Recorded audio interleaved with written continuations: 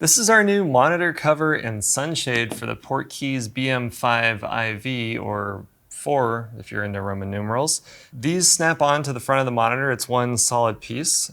These have little clips on the sides. Just like that. You can pry it off on the side here. These little tabs. The sunshade's the same way.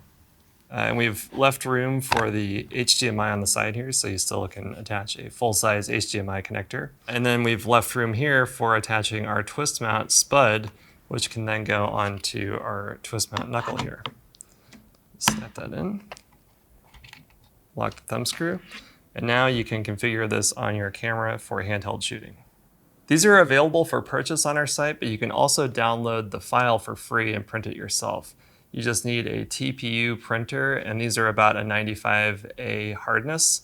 So if you put this in your bag and you smush it, it can flatten out, and then you just reshape it to put it on your monitor. Another tip for printing this is one solid piece, and if you print it face down, this can be done without adding support structures to the print, which is nice. And then of course the cover just is printed flat normally. The Monitor Sunshade and cover are available now at mid49.com.